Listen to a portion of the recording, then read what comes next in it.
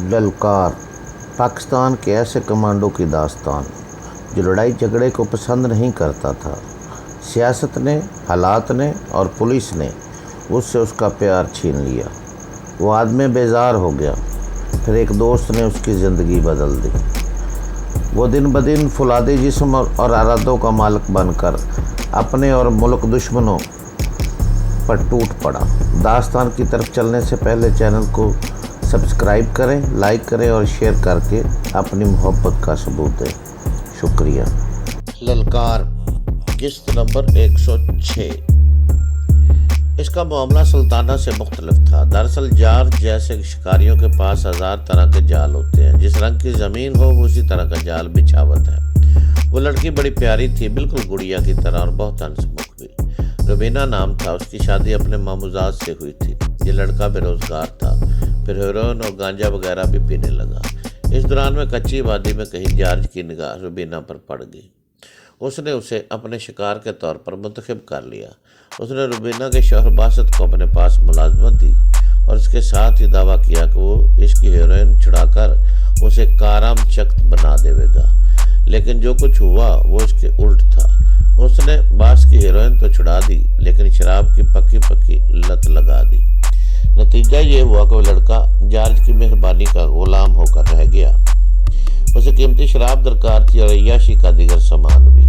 ये चीज़ें उसे सिर्फ और सिर्फ जार्ज की जी हजूरी से ही मिल सकती थी। जार्ज ने बासत को रहने के लिए एक सर्वेंट क्वार्टर भी दे दिया था। इसके बाद बासत के साथ साथ रुबीना भी जार्ज की चार दीवारी में आ गई थी।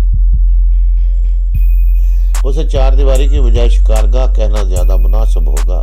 फिर एक दिन ऐसा आया कि बासत ने खुद को नौब्याख्ता बीवी को मजबूर किया कि वो जार्ज गोरा की ख्वाहिश के सामने अपना सर झुका ले। वो बेआसरा लड़की थी। एक भाई के सिवा उसका आगे पीछे कोई नहीं था। वो भाई भी मजदूरी के लिए जरगाह से बहुत दूर था। वो क्या करती? उसने हिचकिचाहट दिखाई तो शौहर ने उसे मारा पीटा। मिलाकर वो बेचारी इस गलाजत में गिर गई जिसमें उसका शौहर उसे गिराना चाहता था, मगर उसका दिल उसके साथ नहीं था। वो रोज़ रोज़ खुद को जार्ज के बिस्तर पर ताराज होते देख नहीं सकती थी। उसने ऐसे जीवन से मौत बेहतर समझी। एक रात उसने कुछ खा लिया। उसका दम उल्ट गया। उसके गले में एक फंदा सा लग गया। वो 3 रोज तक इसी तरह सांस लेती रही। उसके सांस की आवाज़ पूरे घर में गूंजत थी। उसके होंठ नीले पड़ गए थे और वो बार बार बेहोश होवत थी। आखिर वो मर गई। उसकी उम्र सिर्फ 18-20 साल थी।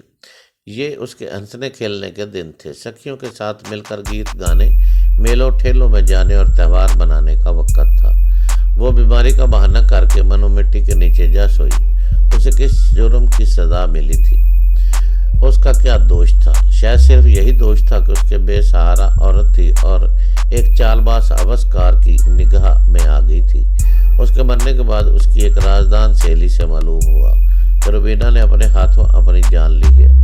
फिर उसने भी एक हकीम की तरफ इशारा किया जिसने उसकी तस्दीक की, जिसने रुबीना का इलाज किया था। बाद में उस हकीम की भी जार्ज के हाथों बहुत शामत आई। उसे जान के लाले पड़ गए और उसे जरगाह छोड़ना पड़ा। जोरावर के खिलाफ आवाज़ उठाना बहुत मुश्किल होता है। जो चंद एक आवाज़ें उठी भी वो जल्द दम तोड़ गई। इस दौरान में इसाक वापस आ गया। उसके आने से फरोज खामोश हो गया। इसाक के पास तो तरपाल का बना हुआ एक स्याह थैला था। जैसा कि बाद में पता चला, इस थैले में राइफलों का एमुनेशन और हैंड ग्रेनेड वगैरह थे। इसाक, माजिद और फरोज ने एक बार फिर सरगोशियों में बातचीत शुरू कर दी। इस बातचीत से अंदाज़ा हुआ कि कल का दिन जार्ज गोरा पर एक कारगर हमला करने के लिए बहुत मौजू है। जार्ज गोरा हफ्ते के दिन शाम के वक्त सूरज ढलने से कुछ पहले अपनी रहायशगाह से बाहर निकलता था और जरगाह की पुरानी आबादी में पुराने पगोडा के सामने लोगों में खुराक तकसीम करता था। बज़ाहिर जार्ज और खरायत दो मुतज़ाद चीज़ों की तरह नजर आते थे, मगर ये हकीकत थी कि जार्ज और हुक्म जी जैसे दुनिया परस्त लोग अक्सर अवामल नास को धोखा देने के लिए ऐसे ढोंग रचाते हैं। शायद वो अपने तौर पर अपनी ज़िंदगी के खाते में अपने गुनाहों को बैलेंस करने की कोशिश करते हैं। चंगेज़, हलाकू और हिटलर जैसे अनगिनत جابر لوگوں کی زندگیوں میں کہیں نہ کہیں اس قسم کی ڈرامہ بازی موجود رہی ہے۔ غالباً یہ بھی ایسے ہی منافق رویے کا عکس تھا۔ جارج جیسا ظالم شخص ہر ہفتے ایک خاص دن میں غربا کی بستی میں پہنچتا تھا اور ان کے دکھوں میں شریک ہونے کی نمائش کرتا تھا۔ وہ جس راستے سے گزر کر جاتا تھا وہیں پر ایک خاص جگہ ایسی تھی جہاں اس کے مختصر قافلے پر گات لگا کر حملہ کیا جا سکتا تھا۔ اسحاق، ماجد اور فروز وغیرہ اس حملے کے بارے میں ساری تفصیلات پہلے ہی بتا چکے تھے۔ ابھی شام نہیں ہوئی تھی مگر گھنے درختوں کی وجہ سے نیم تاریکی پھیلی ہوئی تھی۔ یوں لگتا تھا کہ شام ہوتے ہی یہ جگہ گٹا ٹوپ تاریکی میں ڈوب جائے گی۔ ہم اپنی زیر زمین پناہ گاہ سے کل رات کو ہی نکل آئے تھے۔ ہم نے ساری رات اور تقریباً سارا دن سفر کیا تھا۔ اس سفر کے لیے فروز اور اسحاق وغیرہ نے گھنے جنگل میں شارٹ کٹ راستے استعمال کیے تھے۔ یوں وہ اندازاً 10-15 میل سفر کم کرنے میں کامیاب رہے تھے اور اب ہم اس خاص مقام پر پہنچ چکے تھے جہاں ہمیں گھات لگانا تھی۔ یہاں اسحاق وغیرہ کو درختوں میں ایک ٹوٹی پھوٹی گھوڑا گاڑی بھی مل گئی۔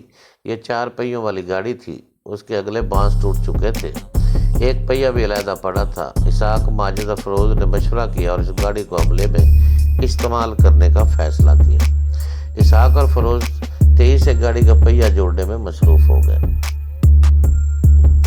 اس گاڑی کا کیا کرو گے؟ میں نے فروز سے پوچھا۔ اس کو راستہ روکنے کے لیے استعمال کریں گے، فروز نے جواب دیا اور مجھے لے کر ان گھنے درختوں میں آ گیا جہاں سے راستہ صاف دکھائی دے رہا تھا۔ یہ کچا لیکن بالکل ہموار راستہ تھا۔ دونوں طرف گھنے درخت تھے۔ زرگاں کی نئی آبادی بائیں طرف تھی اور بلند درختوں کے اندر کہیں کہیں اس کے آثار نظر آتے تھے۔ عمارت کے سنہری اور سفید کلس اور مندروں کی چوٹیاں ڈوبتے سورج کی روشنی میں جھلک دکھا رہی تھی۔ راستے تک ایک چھوٹی سی ڈھلوان جاتی تھی۔ فروز نے ڈھلوان کی طرف اشارہ کرتے ہوئے کہا، جب جارج کا قافلہ قریب آئے گا تو ہم اس پر 4 پہیوں والی گاڑی کو ڈھلوان کی طرف دھکیل دیں گے۔ وہ گاڑی دوسرے کنارے کے درختوں سے ٹکرائے گی اور راستے کے عین اوپر جا کر رک جائے گی۔ بات سمجھ میں آ رہی تھی۔ اس کے بعد کیا ہوگا؟ میں نے کہا، ہم 2 طرف سے جارج کی گاڑی پر حملہ کریں گے، چھلنی کر دیں گے حرام زادے کو اور اس کے ساتھیوں کو۔ اس کی گاڑی کی پہچان کیا ہے؟ سفید گھوڑوں والی لال گاڑی۔ وہ 4 گاڑیوں کے قافلے میں سب سے الگ نظر آوے ہے۔ اس کے آگے مسلح گارڈ کی گاڑی ہوگی۔ اس کے پیچھے والی گاڑی میں 2-4 مسائب بیٹھے ہوئیں گے۔ ہو سکتا ہے وہ خبیث موہن کمار بھی موجود ہو۔ آخری گاڑی میں بھی گارڈ کا دستہ ہوگا۔ ان لوگوں کے پاس G3 گن موجود ہوتی ہیں۔ اس آخری گاڑی کے عقب میں 2 گھوڑ سوار ہوں گے، ان کے پاس بھی اسلحہ ہوگا۔ تاہم یہ اسلحہ صرف نمائشی ہوتا ہے، یعنی تلوار، آرائشی رائفل اور خنجر وغیرہ۔ مجھے موقع دکھانے کے بعد فروز واپس گھنے درختوں کے تاریک جھنڈ میں لے آیا۔ وہاں ماجد اور اسحاق بالکل تیار تھے۔ ان کی آنکھوں میں بلا کی چمک تھی، رنگ پٹھے تنے ہوئے تھے۔ ہم چاروں نے اپنی پوری پلاننگ پر ایک بار پھر غور کیا۔ یہ طے ہوا کہ پکڑے جانے کی بجائے ہم لڑتے ہوئے جان دینا بہتر سمجھیں گے۔ اگر خدا نخواستہ کسی شخص کی گرفتاری یقینی ہو جائے تو وہ خود اپنی جان لینے سے بھی دریغ نہیں کرے گا۔ یہ بے حد جذباتی صورتحال تھی اور جو باتیں ہم ایک دوسرے سے کہہ رہے تھے انہیں کہنے کے لیے لوہے کا جگر اور فولاد کا دل درکار تھا۔ میں حیران ہو رہا تھا کہ میں اس جانباز ٹولی کا حصہ ہوں اور آج اپنی جان محاورتاً نہیں حقیقتاً ہتھیلی پر رکھی ہوئی ہے۔ ہاں، آج میں کچھ بھی کر سکتا تھا۔ اگر میں یہ کہوں تو جھوٹ ہوگا کہ میرے دل میں زندگی کی خواہش نہیں تھی، لیکن جس طرح کی ذلت ہمیں زندگی میں گزار رہا تھا اس سے موت بہتر نظر آتی تھی۔ میں نے دل ہی دل میں عمران کو یاد کیا اور کہا، دیکھو عمران، میں نے اب تمہارے بغیر زندہ رہنے اور مرنے کا ڈھنگ سیکھ لیا ہے۔ میں اب وہی بنتا جا رہا ہوں تو جو تم چاہتے تھے، لیکن اس کا مطلب یہ نہیں کہ مجھے تمہاری کمی محسوس نہیں ہوتی۔ تم کیا جانو ان گزرے ماہ سال میں نے کس طرح تمہیں یاد کیا ہے۔ تم میری زندگی کا ایک لازمی جز بن چکے تھے۔ میرے یار، ایک پل کے لیے میں تمہیں بھول نہیں سکتا۔ اور آج اس گھنے جنگل کی اس دھواں شام میں جب میں زندگی اور موت کے دراہے پر کھڑا ہوں اور آنے والے لمحوں میں میرے میرے قدم کسی بھی سمت اٹھ سکتے ہیں۔ میں ایک بار پھر تمہیں بڑی شدت سے یاد کر رہا ہوں۔ دل پکار پکار کر کہہ رہا ہے کہ کاش اس وقت تم میرے ساتھ ہوتے، میرا کندھا تمہارے کندھے سے ملا ہوتا، ہم اس دھواں دار شام میں ایک ساتھ للکار بلند کرتے اور اپنے دشمن پر جا پڑتے۔ میری آنکھوں میں آتشین نمی تھی۔ میں ہر دل عزیز عمران کو یاد کر رہا تھا کہ میں نے اس سے بہت کچھ سیکھا تھا۔ میں فرح اور عاطف کو یاد کر رہا تھا، ان کے ساتھ میرا بچپن گزرا تھا، اور میں ثروت کو یاد کر رہا تھا، وہ میری پہلی اور آخری محبت تھی۔ اپنے ملک سے، اپنے شہر سے ہزاروں میل دور اس دور دراز خطے میں، اس دھواں شام میں زندگی اور موت کی بازی لگانے جا رہا تھا۔ حالات کی ستم ظریفیوں نے میرے لیے اس کے سوا اور کوئی راستہ ہی نہیں چھوڑا تھا۔ ہم چاروں نے ہاتھوں پر ہاتھ رکھ کر ایک بار پھر مرو یا مارو والے عہد کو دہرایا اور اپنے اپنے کام کے لیے بالکل تیار ہو گئے۔ سب سے پہلے ہم نے اپنے چہرے صافہ کپڑوں میں چھپائے، پھر اپنی اپنی پوزیشن سنبھال لی۔ فیروز اور اس میں راستے کے دائیں کنارے پر تھے، جبکہ ماجد اور اسحاق بائیں کنارے پر۔ جارج کی آمد کے آثار دیکھ کر فیروز نے 4 پہیوں والی گاڑی کو ڈلوان پر دھکیلنا تھا اور اس کے ساتھ ہی کھیل شروع ہو جانا تھا۔ جو وقت قریب آ رہا تھا، ہماری دھڑکنیں بڑھتی جا رہی تھی۔ میں بار بار جارج کا مکروہ چہرہ نگاہوں کے سامنے لہرا رہا تھا تاکہ میرے اندر غیظ و غضب کی وہ بلند لہر رواں دواں رہے جس نے چند دن پہلے میرے سینے میں جنم لیا تھا، اور مجھے یہ جان کر اطمینان ہوا کہ اس لہر کو رواں دواں رکھنے کے لیے مجھے کوئی خاص کوشش نہیں کرنا پڑے گی۔ یہ لہر ایک عجیب سی زہرناک تلخی کے ساتھ گل مل کر میرے لہو میں شامل ہو چکی تھی اور میری شریانوں سے مسلسل ٹکرا رہی تھی اور بسیرا کر چکی تھی۔